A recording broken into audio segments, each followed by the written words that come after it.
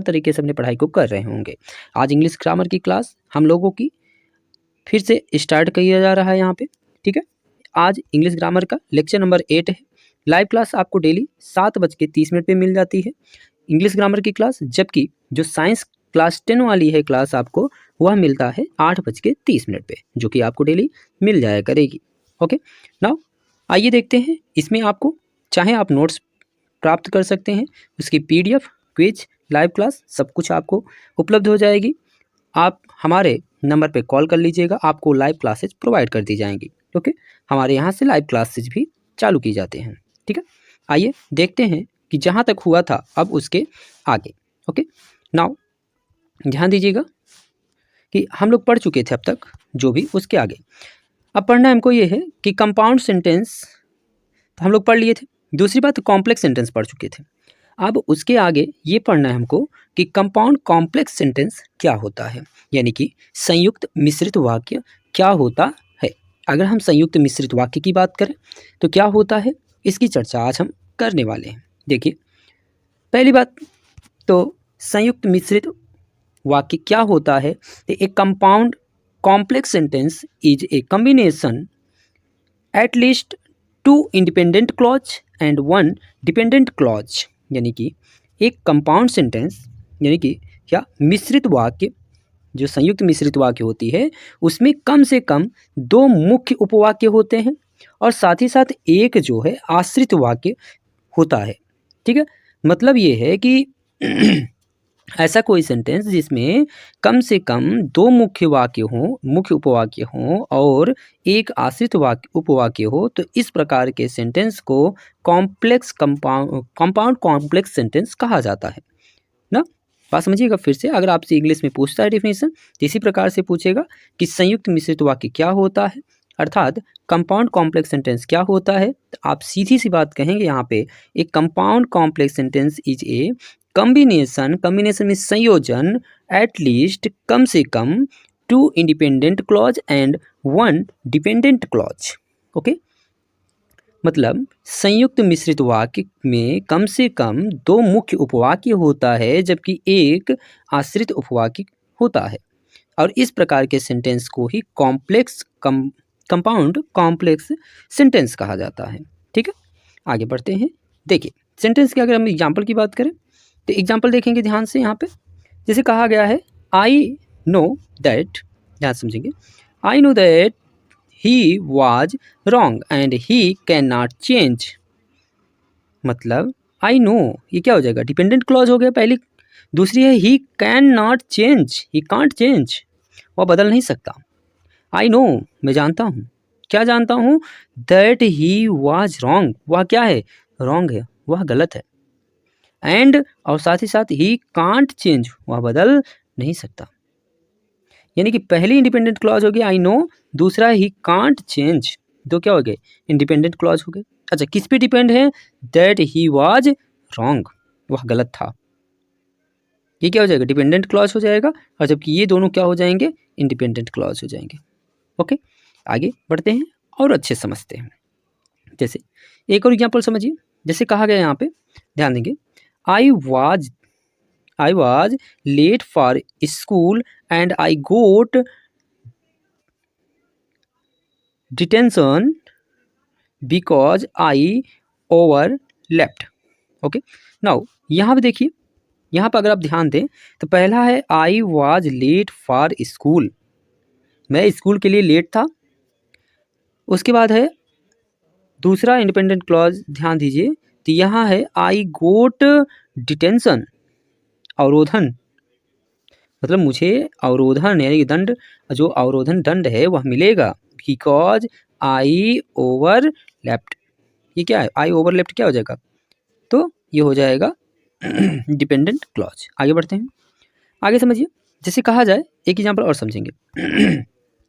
While Raman read novel, Jack read comics, but Rekha reads newspaper. ध्यान दीजिए, यहाँ पे वाइल रमन रीड्स नोवेल, ये क्या है, डिपेंडेंट क्लॉज है, जबकि इंडिपेंडेंट क्लॉज क्या हो जाएगा यहाँ पे, जैक रीड कॉमिक्स, बट यहाँ पे क्या कंजक्शन है, रेखा रीड्स न्यूज़पेपर। ठीक है। तो जैक रीड्स कॉमिक्स ये क्या है, इंडिपेंडेंट क्लॉज है। इसी तरीके से रेखा रीड्स न्यूज़पेपर, ये भी क्या है, इंडिपेंडेंट क्लॉज है। और वाइल रमन रीड नोवेल, क्या है ये, डिपेंडेंट क्लॉज है। ठीक है, आगे बढ़ते हैं, आगे समझिए। तो अगर हम बात करें ध्यान समझेंगे, अगर बात करते हैं हम लोग टाइप्स ऑफ सेंटेंस के, नंबर ऑफ इंडिपेंडेंट क्लॉज के, और यहाँ पे डिपेंडेंट क्लॉज की। तो सिंपल सेंटेंस में अगर हम बात करें तो नंबर ऑफ जो इंडिपेंडेंट क्लॉज होती है वह एक होती है, जबकि नंबर ऑफ डिपेंडेंट क्लॉज क्या होते, होता ही नहीं है, यानी कि 0 होता है।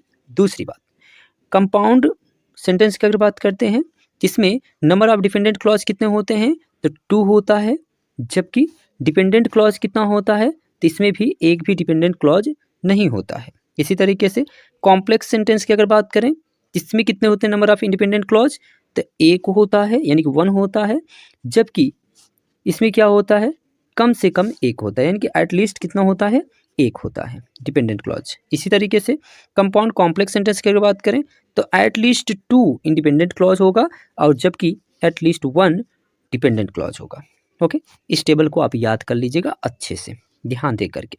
आइए सिंपल सेंटेंस की हम बात करते हैं, तो ध्यान देंगे सिंपल सेंटेंस। ओके, ध्यान दें, सिंपल सेंटेंस इसका फॉर्म क्या बनता है, सब्जेक्ट रहेगा, वर्ब रहेगा, ऑब्जेक्ट या फिर कॉम्प्लीमेंट रहेगा। कंपाउंड सेंटेंस की अगर बात करें, एक एक बातों को बहुत ध्यान समझेंगे, क्या इसका फार्मूला बनता है, किस तरीके से लिखा जाता है। अगर सिंपल सेंटेंस की बात करें क्या रहता है, सबसे पहले सब्जेक्ट लिखा जाता है, उसके बाद क्या रहता है, वर्ब, फिर या तो ऑब्जेक्ट या तो कॉम्प्लीमेंट लगाया जाता है। जबकि कंपाउंड सेंटेंस में क्या होता है, 2 or more simple sentence joint by coordinating conjunction या पंक्चुएशन। ठीक है, जबकि कॉम्प्लेक्स सेंटेंस में क्या होता है, an independent idea and dependent idea in one sentence. Okay, now इसके आगे बढ़ते हैं। कंपाउंड कॉम्प्लेक्स सेंटेंस की अगर बात करें जिसमें हम आपको बता चुके हैं कि 2 इंडिपेंडेंट क्लॉज होगा एंड 1 डिपेंडेंट क्लॉज होगा।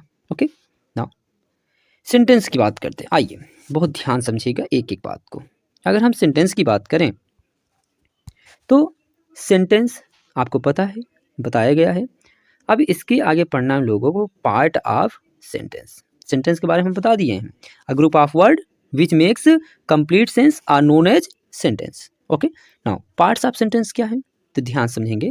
अगर पार्ट्स ऑफ सेंटेंस की बात करें तो विशेषता देखा जाए तो 2 पार्ट्स हैं, एक सब्जेक्ट हो जाएगा, दूसरा प्रेडिकेट हो जाएगा। अच्छा, तो सब्जेक्ट मतलब क्या होता है, उद्देश्य या फिर कर्ता, जबकि विधेय क्या है, मतलब प्रेडिकेट क्या है, विधेय हो जाएगा।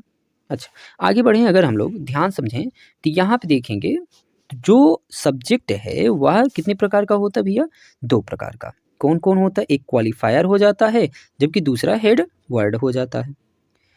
अच्छा, तो क्वालिफायर मीन्स क्या होता है, विशेषता बताने वाला।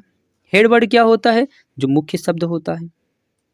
समझ रहे हैं, जो क्वालिफायर है वो क्या करता है, विशेषता बताने वाले क्या कहेंगे, क्वालिफायर, जबकि मुख्य शब्द को क्या कहेंगे, हेड वर्ड कहा जाता है। अच्छा, फिर अगर बढ़ते हैं आगे तो क्वालिफायर भी 2 भाग में जो है विभाजित हो जाता है। पहला होता है डिटरमिनर, दूसरा होता है एडजेक्टिव। डिटरमिनर मतलब क्या, निर्धारक, और क्या, विशेषण। आइए आगे बढ़ते हैं।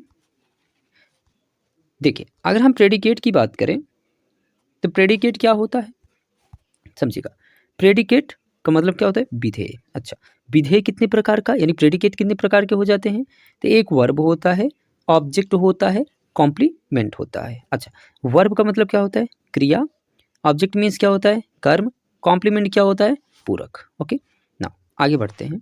इसी प्रकार से ऑब्जेक्ट की अगर बात करें तो ध्यान दीजिएगा, ऑब्जेक्ट कितने प्रकार का होता है, 2 प्रकार का। नंबर 1 क्या है, डायरेक्ट, दूसरा क्या है, इनडायरेक्ट। ओके, अच्छा, डायरेक्ट का मतलब क्या होता है, प्रत्यक्ष, इनडायरेक्ट मतलब क्या होता है, अप्रत्यक्ष। ठीक है, कॉम्प्लीमेंट यानी कि पूरक की बात करें, पूरक भी 2 प्रकार का होता है, एक सब्जेक्टिव होता है और एक ऑब्जेक्टिव होता है। ठीक है, आशा करते हैं ये बातें आपको समझ में आई होंगी। ठीक है, तो आज के लिए इतना ही रखते हैं।